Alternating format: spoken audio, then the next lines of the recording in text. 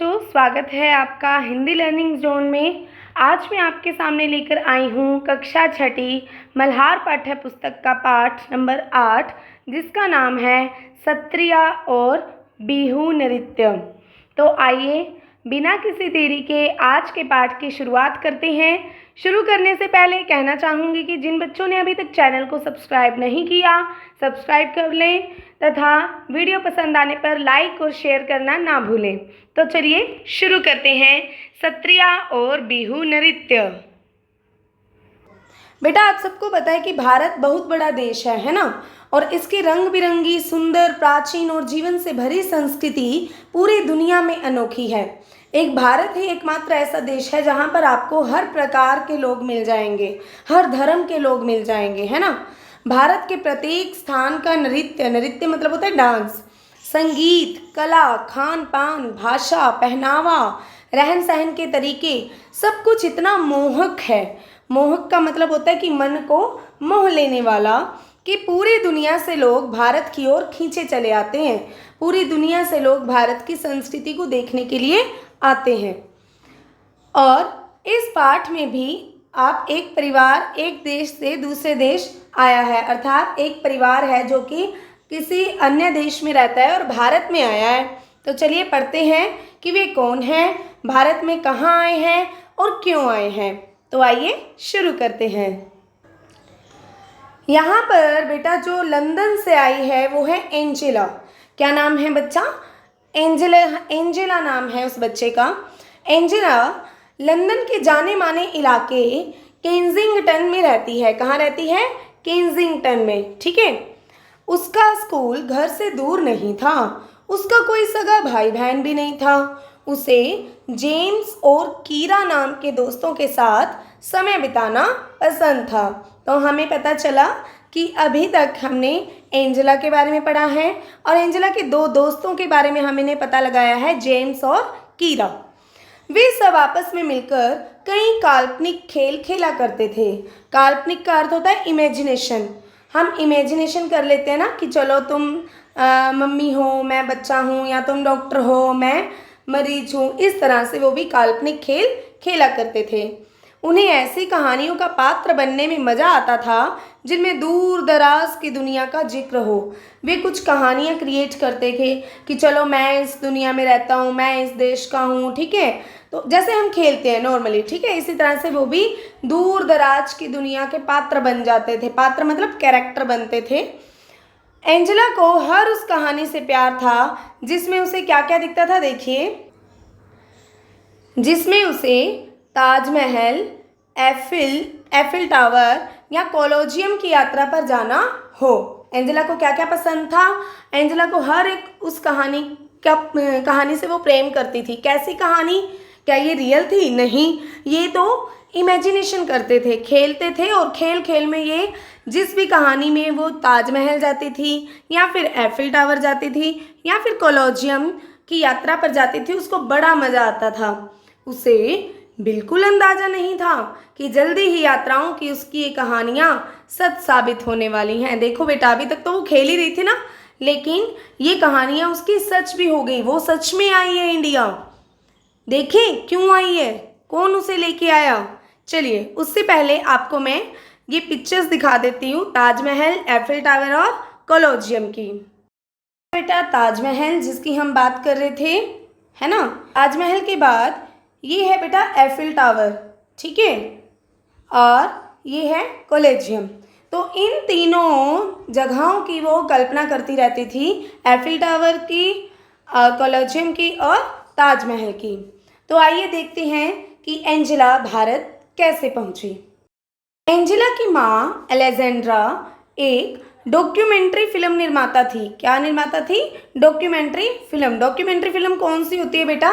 कि जैसे हम कहीं जा रहे हैं, ठीक है, कहीं हम घूम रहे हैं या फिर किसी पर्सन की ज़िंदगी है, उससे रिलेटेड रियलिटी को इकट्ठा करके फिल्म बनाना, ठीक है। तो डॉक्यूमेंट्री फिल्म बनाती थी वो। उन्हें लंदन की ब्रिटिश अकादमी से असम की नृत्य परंपरा पर एक डॉक्यूमेंट्री बनाने के लिए वित्तीय मदद की गई थी। वित्तीय मतलब होता है पैसे, ठीक है, उसको पैसे दिए गए थे। किसको? अलेजेंड्रा को। कौन है अलेजेंड्रा? एंजेला की माँ। तो एंजेला की माँ को डॉक्यूमेंट्री फिल्म बनाने के लिए पैसे दिए गए थे और उन्होंने फिल्म में क्या दिखाना था कि असम कहाँ है, भारत में है। तो असम की नृत्य परंपरा, असम में जो डांस होता है उस डांस से रिलेटेड उन्होंने एक फिल्म तैयार करनी थी। ठीक है, पेचीदा बात यह थी कि उनके पास इस काम को पूरा करने के लिए सिर्फ 1 महीने का वक्त था। और पेचीदा मतलब कठिन बात क्या थी, मुश्किल क्या थी कि असम के डांस पर जो फिल्म बनानी है ना, उस फिल्म को बनाने के लिए सिर्फ 1 महीना ही है उसके पास। ठीक है, 1 महीने में ही बनाना है। उन्होंने एंजेला के स्कूल से उसकी बसंत की छुट्टियों को 1 हफ्ते और बढ़ाने की अनुमति ले ली। बसंत ऋतु में छुट्टियां होती होंगी वहाँ पे, जिसको हम ऑटम ब्रेक बोलते हैं। तो एंजेला का भी ऑटम ब्रेक हुआ था, तो उन्होंने कहा उसके स्कूल में कि 1 वीक के लिए जो है इसकी छुट्टियों को और बढ़ा दें ताकि वो एंजेला को भी अपने साथ ले जा सके, जिससे एंजेला और उसके पिता ब्रायन भी उनके साथ जा सके। यानी कि इंडिया कौन कौन आया है, एंजेला के पापा ब्रायन और एंजेला की मम्मी अलेजेंड्रा। एंजेला बहुत जल्दबाजी में बनाई गई इस यात्रा की योजना से हैरान थी। इतनी जल्दी जल्दी हम किसी टूर पर जा रहे हैं और वो भी इतनी दूर, लंदन से इंडिया, तो बड़ी हैरान होगी। पर उसकी माँ समय से यह काम पूरा कर सके, इसलिए वे सभी जल्दी ही तैयार हो गए। और ये देखो यहाँ पर दिखाया गया है वर्ल्ड के मैप में, यहाँ पर लंदन है, ये देखिए ये लंदन है। और लंदन से फ़्लाइट पकड़ी और फ्लाइट पकड़ने के बाद सीधा वो यहाँ पर आ गई गुवाहाटी में। और ये यहाँ पर समय दिया गया है, आप देख के कमेंट में बताइए कि कितना टाइम यहाँ पर उन्हें लगा। तो आइए देखते हैं कि आगे क्या हुआ। आगे देखिए, जब तक एंजेला कुछ समझ पाती तब तक वह लंदन से नई दिल्ली होते हुए गुवाहाटी की उड़ान पर थी। ठीक है, जब तक एंजेला को समझ पाती, पहले वो लंदन से दिल्ली आए और दिल्ली आकर वो जो है गुवाहाटी की उड़ान पर थी, गुवाहाटी तक जा रहे हैं। यात्रा के दौरान माँ ने एंजेला को असम की खूबसूरती के बारे में कुछ बातें बताई कि असम बहुत ही सुंदर दिखने वाली जगह है। असम भारत के उत्तर पूर्वी क्षेत्र में है। उत्तर का अर्थ होता है नॉर्थ, पूर्वी का होता है ईस्ट, यानी कि इंडिया के मैप में अगर आप देखोगे असम कहाँ है, नॉर्थ ईस्ट में है, जिसे अपने वन्य जीवन अर्थात जंगलों के कारण, रेशम और चाय के बागानों, चाय बहुत ज़्यादा होती है ना वहाँ पे, बागानों मतलब बगीचे, चाय के बगीचों के लिए जाना जाता है। किसे जाना जाता है, असम को। इसके साथ असम में नृत्य भी एक समृद्ध परंपरा है। समृद्ध मतलब अच्छी परंपरा है। अलेजेंड्रा की डॉक्यूमेंट्री के केंद्र में असम के जनजीवन में नृत्य के महत्व को तलाशना था। यानी कि सेंटर पॉइंट क्या था, अलेजेंड्रा की जो मूवी बनानी है उसका सेंटर पॉइंट था डांस के बारे में जानकारी इकट्ठी करना। कौन से डांस के बारे में, जो असम में किया जाता है। ठीक है, वे जब यहाँ आ रहे थे तब अप्रैल का महीना चल रहा था। असम में यह नए साल का वक्त होता है। अप्रैल में वहाँ पर न्यू ईयर मनाया जाता है। बसंत के आने की खुशी में वे सभी एक त्यौहार मनाते हैं और जिसे क्या कहा जाता है, बिहू कहा जाता है। तो यहीं से एक प्रश्न निकल कर आएगा कि बिहू किसे कहा जाता है। तो आपने उत्तर बताना है कि असम में अप्रैल के महीने में बसंत के आने की खुशी में जो त्यौहार मनाते हैं उसे हम बिहू कहते हैं। ठीक है, एंजेला उसी रात इसे देखने जाने वाली थी। किसे, बिहू को देखने जाने वाली थी। गुवाहाटी के एक होटल में सामान्य होने के बाद, सामान्य मतलब कि रिलैक्स करने के बाद, वे उसी शाम पास के एक गांव गए जिसका नाम क्या है, मलंग। ठीक है, गुवाहाटी में आ गए हैं वो, और गुवाहाटी में आने के बाद उन्होंने रिलैक्स किया थोड़ा, और फिर होटल में रुकने के बाद फिर अब वो जहाँ गए हैं उस जगह का नाम है मलंग। ठीक है, गांव पहुंचने पर माँ ने एंजेला को बताया कि बिहू एक कृषि आधारित त्यौहार है। बेटा जैसे हमारे इंडिया में हम मनाते हैं, नॉर्थ वाली साइड में वैसाखी मनाते हैं। वैसाखी का त्यौहार क्यों मनाते हैं, क्योंकि फसलें पककर तैयार हो जाती हैं। सिमिलरली उसी मौसम में अप्रैल में ही वैसाखी होती है, 13 अप्रैल को। उसी तरह से वहाँ पर भी अप्रैल के महीने में बिहू मनाया जाता है, और वो भी किस खुशी में, फसलों की कृषि के क्षेत्र में खुशी होती है उन्हें कि फसलें पककर तैयार हुई हैं। तो बिहू एक कृषि आधारित त्यौहार है, अर्थात किसानों का त्यौहार माना जाता है इसको। भारत में जनसंख्या का एक बड़ा हिस्सा किसानों का है। हम सब जानते हैं कि भारत की अधिकतर जनसंख्या है जो वो किसान फैमिली से बिलोंग करती है, जमींदार हैं। असम में बिहू साल में 3 बार मनाया जाता है। कितनी बार मनाया जाता है साल में? 3 बार। कहाँ पर? असम में। ठीक है। सबसे पहले जब किसान बीज बोते हैं, ये भी प्रश्न आ सकता है कि असम में बिहू कितनी बार मनाया जाता है और कैसे कैसे मनाया जाता है। तो असम में बिहू 3 बार मनाया जाता है। सबसे पहले जब किसान बीज बोते हैं, ठीक है, और फिर जब वे धान रोपते हैं, धान मतलब जो चावल की खेती हम करते हैं, तो चावलों की खेती के लिए जो धान होता है उसको बोया जाता है एक एक को, तो धान रोपते हैं। और फिर तब जब खेतों में अनाज तैयार हो जाता है, ठीक है। मैं आपको दिखाती हूँ कि धान को कैसे रोपा जाता है। देखिए, धान की रोपाई हो रही है, धान इसी को बोलते हैं, ठीक है। ये देखो सभी लोग कितने मेहनत से एक एक ये जो उठाकर धान की पौध को उठाकर लगाते हैं। और जब ये लगा रहे होते हैं उस टाइम पे बहुत गर्मी होती है, गर्म पानी होता है ना, और ऊपर से धूप भी बरस रही होती है, धूप भी बड़ी गर्म होती है। तो उस कंडीशन में ये लोग इतनी मेहनत करते हैं, ठीक है। धान की रोपाई इसे कहा जाता है। बताया गया था कि बिहू का त्यौहार 3 बार मनाते हैं। सबसे पहले जब किसान बीज बोते हैं, फिर जब वे धान रोपते हैं, और फिर तब जब अनाज पककर तैयार हो जाता है। एंजेला कार से उतरी। कहाँ पर गई है वो? एक गांव में, ठीक है। एंजेला कार से उतरी, वहाँ आसपास उत्सव जैसा माहौल देखकर वह हतप्रभ रह गई। हतप्रभ का अर्थ होता है हैरान रह गई कि अच्छा, इंडिया में इस तरह से त्यौहार मनाए जाते हैं। वहाँ एक बड़े से बरगद के पेड़ के नीचे मंच बनाया गया था, अर्थात स्टेज लगा दिया। वह जगह लोगों से भरी हुई थी। एंजेला ने एक पेड़ के नीचे एक साथ इतने लोगों को पहले कभी देखा ही नहीं था। वहाँ खुले आसमान के नीचे लोगों के बीच बैठकर उसे ऐसा लग रहा था जैसे वह आश्चर्यजनक रूप से किसी टाइम मशीन में आकर बैठ गई हो। बेटा, लंदन में इतना समय नहीं होता कि लोग एक दूसरे से भी बात कर लें, बाहर निकल जाएं। और यहाँ पर उसने भारत में देखा एक पेड़ के नीचे एक उत्सव को मनाने के लिए इतनी भीड़ इकट्ठी हुई है। उसे लग रहा था कि वो तो किसी टाइम मशीन में बैठकर किसी और ही प्रलोक में, और ही दुनिया में आ गई है। ये यहाँ क्या वह उस वक्त किसी सपनों की दुनिया में थी? उसे ऐसा लग रहा है। वह मंत्रमुग्ध होकर वहाँ लड़के लड़कियों को बसंत ऋतु के आगमन पर नृत्य करते देख रही थी। मंत्रमुग्ध मतलब कि वो भूल गई थी वो कहाँ है, ठीक है, और आराम से देख रही थी कि कैसे लोग नृत्य कर रहे हैं। एंजेला ने इस बात पर ध्यान दिया कि लड़कों ने वाद्य यंत्र ले रखे हैं। वाद्य यंत्र मतलब संगीत को बजाने के जो यंत्र होते हैं, जैसे कि हम देखते हैं हमारे यहाँ पर संगीत को बजाने के लिए हारमोनियम होता है, ठीक है। उसी प्रकार के वाद्य यंत्र, ढोलक वगैरह होगी उनके हाथ में। किनके हाथ में? लड़कों के। और लड़कियों ने लाल और बादामी रंग की गहरी डिजाइन वाली खूबसूरत पोशाक पहनी हुई है। लाल और बादामी रंग की जो है साड़ियाँ पहनी होंगी या फिर कोई अन्य ड्रेस, ठीक है। वे सभी काफी रंगीन और मस्त लग रहे थे। उनका हिलता डुलता शरीर, हाथ पैर की हलचल से समझ आ रहा था कि वे मौज मस्ती में नृत्य में खोए हुए हैं। उसकी इच्छा हुई कि वह भी अपने घर पर बसंत के आगमन पर ऐसे ही नृत्य करेगी। उसको लगा कि वो भी अपने बसंत जब आएगा तो अपने लंदन में जाकर वो इसी प्रकार से डांस करेगी।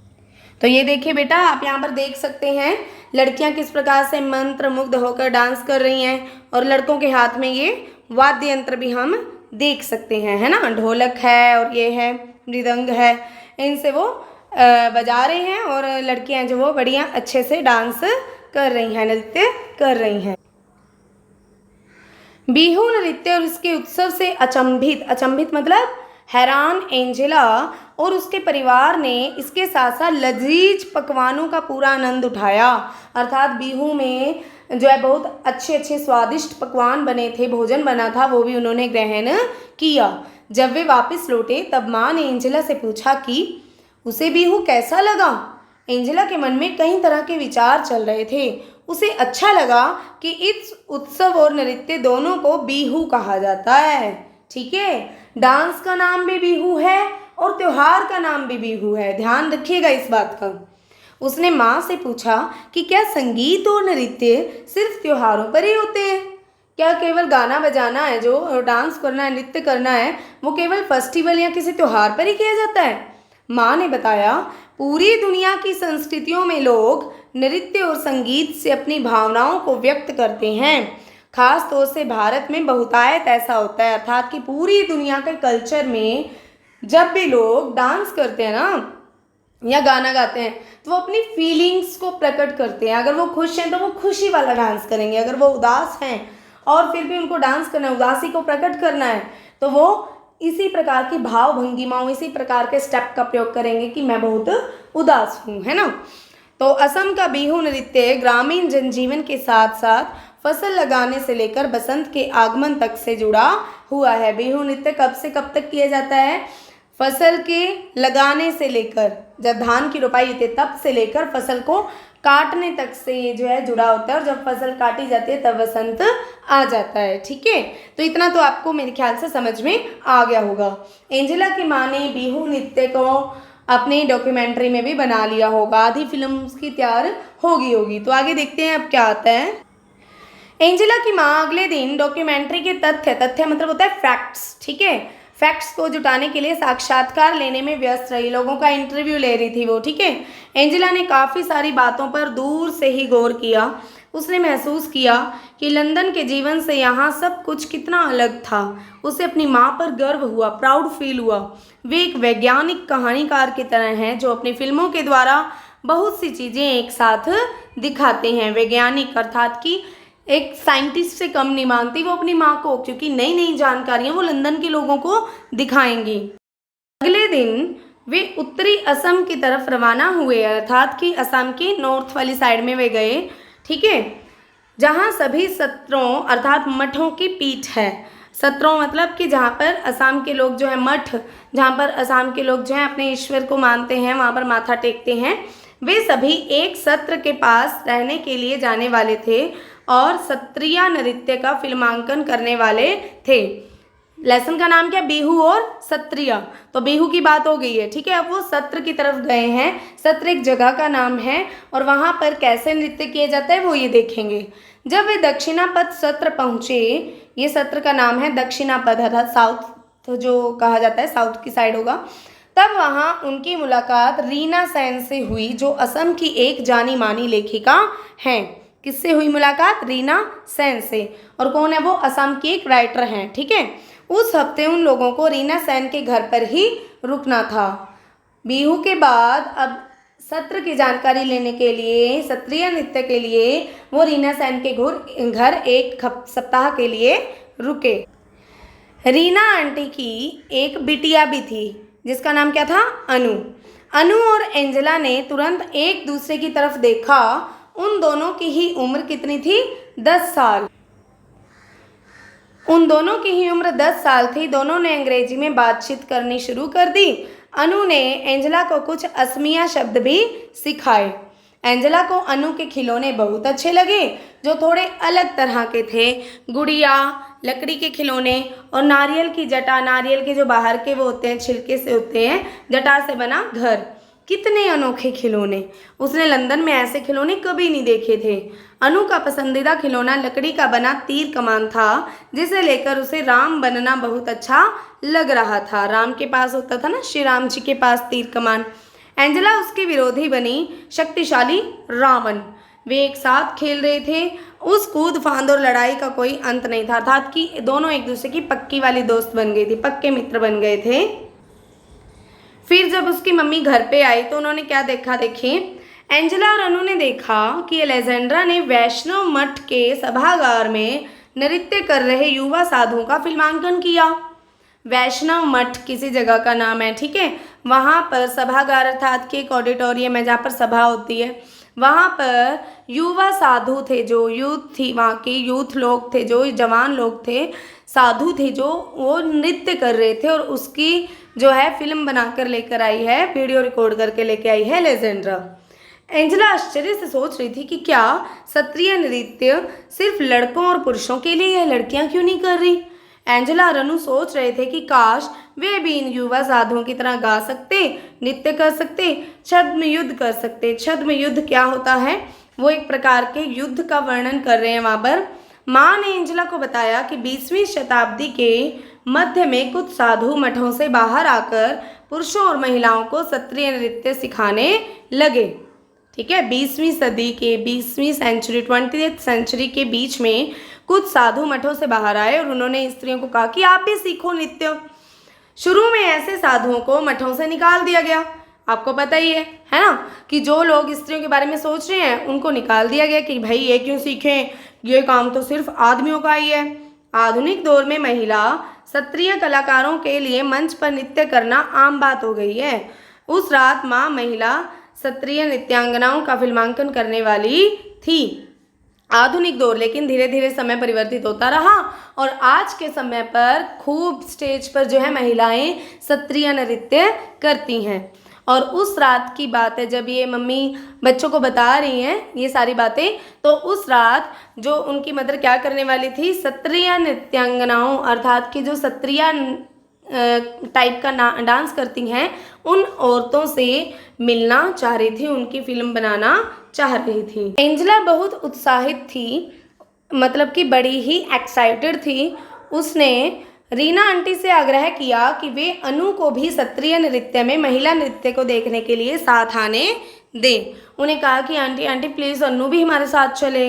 आंटी ने स्वीकृति दे दी, अर्थात उसको स्वीकृति मतलब कि अलाउ कर दिया।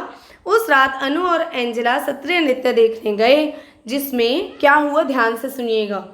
भगवान विष्णु के 2 द्वारपालों जय और विजय की कहानी थी। बेटा एक डांस तो वो कर रही हैं, भाव भंगिमाओं के द्वारा स्टेप्स जो वो कर रही हैं ना औरतें, उसमें एक कहानी बना रही हैं, वो एक कहानी की तरह जो है डांस कर रही हैं। जैसे आपने कभी कभी जागरण में देखा होगा कि काली माता की जब झांकी निकलती है तो वो जो नृत्य करती हैं उसमें वो शिव जी का वध करती, शिव जी के जो है छाती पर पैर रखती हैं, है ना, और राक्षसों का वध करती हैं, वध करके उनको जो है गले में उनकी माला बना लेती हैं, खून पीती हैं उनका। ये सब वो एक डांस के द्वारा ही बताती हैं, बोल के तो नहीं ऐसा बताती। सिमिलरली यहाँ पर भी यही हो रहा है। ठीक है, यहाँ पर क्या हो रहा है, यहाँ पर जो जय और विजय 2 द्वारपाल बना दिए, किसके, भगवान विष्णु के द्वारपाल, जो कि दरवाजे पर खड़े रहते हैं, गार्ड। ठीक है, और पर्दा उठा। एंजेला ने देखा कि सफ़ेद पगड़ी नुमा टोपी में 2 महिलाएं नृत्य और नाटक की शैली में कमाल का अभिनय कर रही हैं। पगड़ी नुमा मतलब कि उन महिलाओं ने पगड़ी पहनी हुई थी और पगड़ी पहनकर वो जो है नाटक की शैली में अर्थात नाटक भी दिखा रही हैं और डांस भी कर रही हैं। जैसे जैसे कहानी आगे बढ़ी उन दोनों ने देखा कि किस तरह जय और विजय ने कई बड़े ऋषियों को भगवान विष्णु से मिलने नहीं दिया, क्योंकि द्वारपाल हैं, गार्ड हैं, वो कह रहे हैं कि नहीं आप अंदर नहीं जा सकते। किन्हें कह रहे हैं, बड़े बड़े ऋषियों को, क्योंकि उस वक्त भगवान विष्णु सो रहे थे। वे ऋषि नाराज हो गए, उन्होंने जय और विजय को असुर बनने का श्राप दे दिया कि जाओ तुम असुर बनोगे। असुर मतलब राक्षस। भगवान विष्णु की नींद जब टूटी तब उन्हें अपने द्वारपालों को बचाने के लिए आना पड़ा। उन्होंने वचन दिया कि वे जय और विजय को मारकर उन्हें श्राप से बचा लेंगे। बाद में जय और विजय दोबारा भगवान विष्णु के द्वारपाल बने। तो ये जो सारी स्टोरी है उन नृत्यांगनाओं ने कैसे प्रकट की, डांस के माध्यम से प्रकट की। ठीक है, इसे ही क्षत्रिय नृत्य कहा जाता है। एंजेला को यह कहानी नाटकीय और दिलचस्प लगी कि नाटक के माध्यम से उन्होंने कहानी बता दी, बड़ी अच्छी लगी। क्षत्रिय महिला नृत्यांगनाओं ने जिस प्रकार की शक्ति, बल और आकर्षण प्रदर्शित किया वह अद्भुत था, अर्थात बहुत ही अच्छे से डांस किया। एंजेला को लगा कि उन महिला कलाकारों की प्रस्तुति क्षत्रिय नृत्य करने वाले पुरुष कलाकारों से भी बेहतर थी। सबसे पहले क्षत्रिय नृत्य कौन करता था, पुरुष, लेकिन एंजेला को लगा कि पुरुषों से भी बेटर नृत्य किया है किन्होंने, इन नृत्यांगनाओं ने, लड़कियों ने। इसके बाद के दिनों में अनु और एंजेला के ख्यालों में बस क्षत्रिय नृत्य ही घूम रहा था। उनके ख्यालों में क्षत्रिय नृत्य की वही झांकियां आ रही थी बार बार। उन दोनों ने स्वर्ग के द्वारपाल जय और विजय की तरह हथियार और तलवार चलाते हुए नृत्य किया। उन दोनों ने भी एक जय बन गई, दूसरी विजय बन गई और हाथ में हथियार उठा लिए और डांस कर रही हैं। ऐसा अक्सर होता है, बच्चे जो देखते हैं उसको कॉपी करते हैं। अलेक्जेंड्रा बच्चों की इस उत्सुकता को समझ गई और वे उन्हें क्षत्रिय कलाकारों के होने वाले साक्षात्कार में साथ ले गई। अलेक्जेंड्रा यानी कि एंजेला की माँ को लगा कि बच्चे तो बड़े एक्साइटेड हैं और आज मैं जिनका इंटरव्यू लेने जा रही हूँ जिन्होंने क्षत्रिय नृत्य किया था, तो क्यों ना बच्चों को भी साथ ले चलूँ। तो वह बच्चों को भी अपने साथ ले गई। एंजेला और अनु बहुत खुश थीं। उन नृत्यांगनाओं के नाम क्या थे? प्रिया और रीता। जिन्होंने वो डांस किया था उन लड़कियों के नाम थे प्रिया और रीता। वे लड़कियों को सत्रिया और बेहू की कुछ खूबसूरत मुद्राएं और बारीकियां सिखा रही थी। कौन? प्रिया और रीता बाकी लड़कियों को क्या सिखा रही थी कि सत्रिया नृत्य में और बेहू नृत्य में किस किस तरह के स्टेप्स लिए जाते हैं। एंजेला अत्यधिक प्रसन्न थी। वापस लौटने के बाद भी वह चलने, खाना खाने, यहाँ तक कि खेलने के दौरान भी नृत्य करती रही। वापस आ गए वो। वापस लंदन जाने के बाद वह सभी रिकॉर्डिंग्स को देखती रही जो उसकी माँ ने रिकॉर्ड की थी। पूरे उत्साह के साथ वह असम की समृद्ध नृत्य परंपरा को याद करती रही। अपने दोस्तों को भी बताया होगा उसने ना, जेम्स और कीरा को, कि वहाँ पर ऐसे हुआ ऐसे हुआ। रंग बिरंगा सत्रिया और आनंदित करने वाला बिहू उसको हमेशा याद रहने वाला था। माँ उसकी गहरी रुचि को समझ गई और उन्होंने पापा के साथ मिलकर एंजेला के लिए असमी नृत्य पर एक शानदार योजना तैयार की। एंजेला ने लंदन में अपनी कक्षा में स्वयं किए गए नृत्य की वीडियो रिकॉर्डिंग के साथ उसका प्रदर्शन भी किया। ठीक है, एंजेला को भी वो नृत्य सिखाया गया और उसने वो किया। उसके सहपाठियों और शिक्षकों को बहुत पसंद आया। एंजेला इस बात से बहुत रोमांचित थी कि वह असम के खूबसूरत नृत्यों की झलक उन सभी को दिखा पाई। उसे बहुत अच्छा लग रहा था। माँ को भी हर बार ऐसे ही अच्छा लगता होगा जब वे कोई फिल्म बनाती होंगी। अब एंजेला के पास अपने लिए असम के नृत्यों, बिहू और सत्रिया के साथ अपना खुद का मनोरंजन करना था, है ना।